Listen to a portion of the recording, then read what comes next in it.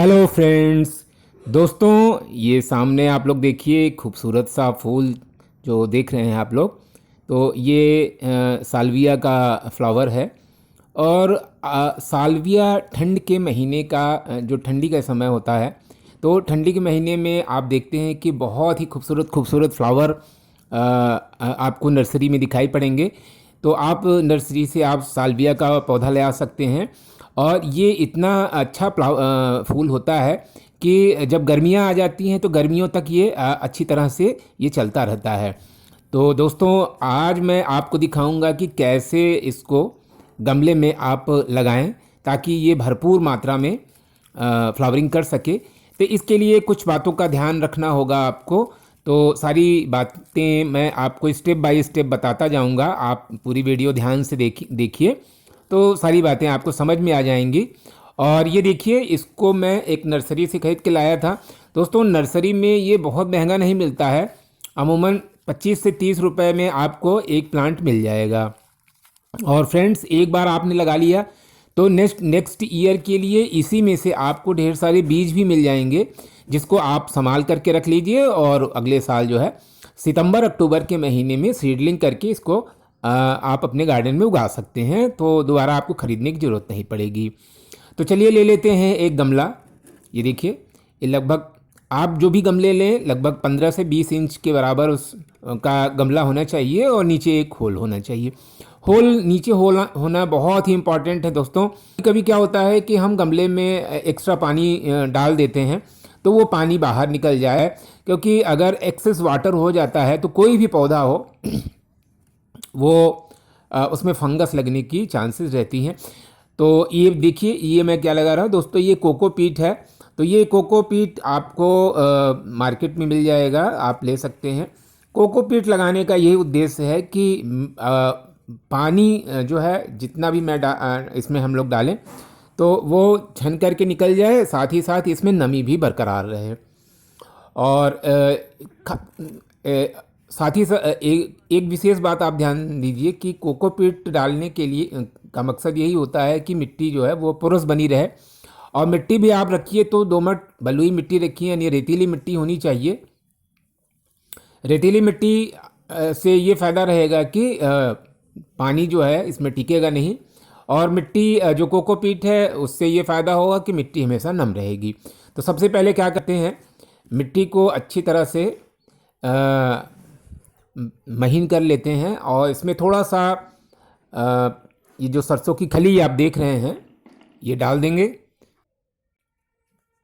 ये सरसों की खली थोड़ा सा इस तरह से ऐसे ही डाल दीजिए, धीरे धीरे ये इसमें घुलता रहेगा। सरसों की खली ठंड के महीने में पौधों को गर्म रखने के लिए बहुत अच्छी फर्टिलाइज़र मानी जाती है। तो ये हमारा गमला तैयार हो गया है। अब जो है ये मिट्टी, जिसमें 50% पुराना गोबर ऑलरेडी मिला हुआ है। दोस्तों, मैं अपने पॉटिंग सॉइल में, यानी जो हमारी मिट्टी तैयार होती है गमले के लिए, उसमें मैं हमेशा 50% पुराना गोबर जो है उसको डालता हूँ। और लगभग 20% रेत की मात्रा रहती है। और बाकी जो है गार्डन सॉइल रहता है, जिसमें ह्यूमस ऑलरेडी बरकरार रहता है। तो ये मिट्टी मेरी तैयार है और मैं इसको गमले में डाल दे रहा हूँ। आप पूरा प्रोसेस ध्यान से देख लीजिए।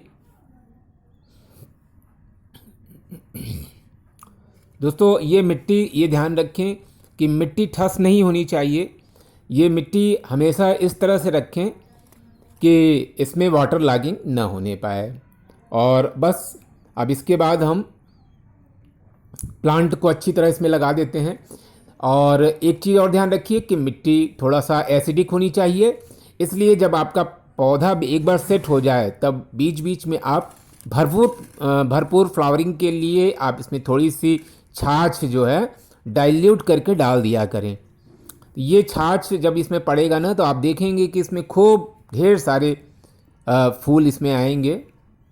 और आप इसमें फर्टिलाइज़र अगर जो भी डालना चाहें तो ध्यान रखें कि या तो पुराना गोबर हो, और पुराना गोबर कम से कम 2 साल पुराना होना चाहिए, या वर्मी कंपोस्ट आप इसमें लगभग हर 20-25 दिन पर एक बार एक मुट्ठी इस तरह से डाल दिया करें।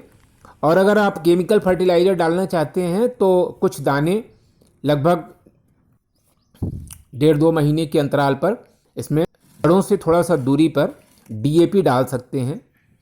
और डीएपी अगर नहीं डालना चाहते हैं तो आप जो जैसा कि मैंने बताया गोबर और वर्मी कंपोस्ट इसको आप डाल सकते हैं। तो दोस्तों पौधे के सेट करने के बाद मैं इसमें मिट्टी चारों तरफ से अच्छी तरह से डाल दे रहा हूँ कि ये मिट्टी, जैसा कि मैंने बताया कि ये मिट्टी भरपूर इसमें पोरस है और ह्यूमस की मात्रा भी काफ़ी ज़्यादा है। और ये इनरिच्ड मिट्टी है, यानी काफ़ी ताकतवर मिट्टी है पौधों के लिए। मिट्टी आप जो भी बनाएं ये ध्यान रखें कि मिट्टी में स्ट्रेंथ होनी चाहिए। पौधों को लगाने के लिए कोई भी मिट्टी जब भी आप तैयार करें तो उसमें स्ट्रेंथ होनी चाहिए ताकि पौधा अच्छी तरह उसमें डेवलप कर सके। तो दोस्तों ये देखिए साल्विया के पौधे को मैंने लगा दिया है और ये बड़ा ही अच्छा खूबसूरत प्लांट होता है। और इसमें जो है आप देखेंगे कि लंबाई में फ्लावरिंग होती है, लंबाई में फ्लावरिंग, और उसमें ढेर सारे फूल आपको दिखाई देंगे। एक ही डंठल में ढेर सारे फूल दिखाई देंगे। और साल्विया जो है कई कलर में पाया जाता है और शानदार रंग और इसके चौकोर तने और आकर्षक सुगंधित पत्ते होते हैं। पत्ते इसके थोड़ा सा सुगंधित होते हैं। गर्मियों तक ये पूरा खिलते हैं। एक बार आपने लगा दिया, वैसे तो ये ठंड का प्लांट है लेकिन अप्रैल तक आप मान के चलिए कि अप्रैल तक इसमें आपको फ्लावरिंग मिलती रहेगी। इसको बीज से भी आप लगा सकते हैं। साल्विया उगाने का एक लाभ हमिंग बर्ड, तितलियों और अन्य परागणकों को आकर्षित करना है। और साल्विया अपने तीखे पत्ते का जानवर इसको नहीं खाते हैं, यानी टच नहीं करते हैं, क्योंकि इसका जो पत्ता होता है वो जानवर इससे दूर ही रहते हैं। तो बड़ा ही खूबसूरत प्लांट होता है दोस्तों। इसको ठंड का अभी आप किसी भी नर्सरी में जाएंगे तो ये बड़े आराम से आपको 25-30 रुपए में मिल जाएगा। और इसका आप अपने गार्डन में किनारे किनारे एक सेज की भांति इस्तेमाल कर सकते हैं, यानी बॉर्डर जिसको हम कहते हैं, क्योंकि जैसा कि मैंने बताया ना कि इसको जानवर नहीं टच करते हैं, जानवर इससे दूर ही रहते हैं। तो एक बड़ी ही खूबसूरत बाउंड्री आपके गार्डन की इस पौधे से तैयार हो सकती है। तो एक पौधा आप रखेंगे अपने पास, नेक्स्ट सीजन के लिए आपको ढेर सारे बीज मिल जाएंगे और उस बीज का इस्तेमाल अपने गार्डन में आप हमेशा हमेशा इस तरह से करते रहेंगे। तो देखिए ये पौधा लगाने के बाद, साल्विया लगाने के बाद मैं इसमें वाटरिंग कर दे रहा हूँ। एक बार इसको पूरी तरह से पानी से भर दूंगा ताकि पानी नीचे तक पहुँच जाए। और उसके बाद अभी देखिए ठंड का सीज़न चल रहा है तो इसमें ज़्यादा पानी डालने की ज़रूरत नहीं है। जब मिट्टी थोड़ी सूखी दिखाई दे तभी इसमें वाटरिंग करेंगे। और दोस्तों इसमें तो कभी कभी वही मिलीबग लगने की समस्या होती है, तो इसके लिए नीम ऑयल का बीच बीच में स्प्रे कर दिया करें और स्प्रे के द्वारा इस पत्तियों को अच्छी तरह से धुल दिया करें ताकि इसमें स्टार्टिंग से ही मिलीबग दूर रहे। यानी मिलीबग थोड़ा सा भी दिखाई दे, आप स्टार्टिंग से ही पत्तियों को अच्छे से धुल करके उसको हटा दिया करें। और अगर आप बीच बीच में निरंतर इसको फर्टिलाइज़र वगैरह देते रहेंगे, फर्टिलाइज़र में आप वर्मी कंपोस्ट दें और साथ ही साथ ये ध्यान रखें कि इस पौधे को कम से कम 5-6 घंटे की धूप की ज़रूरत पड़ती है।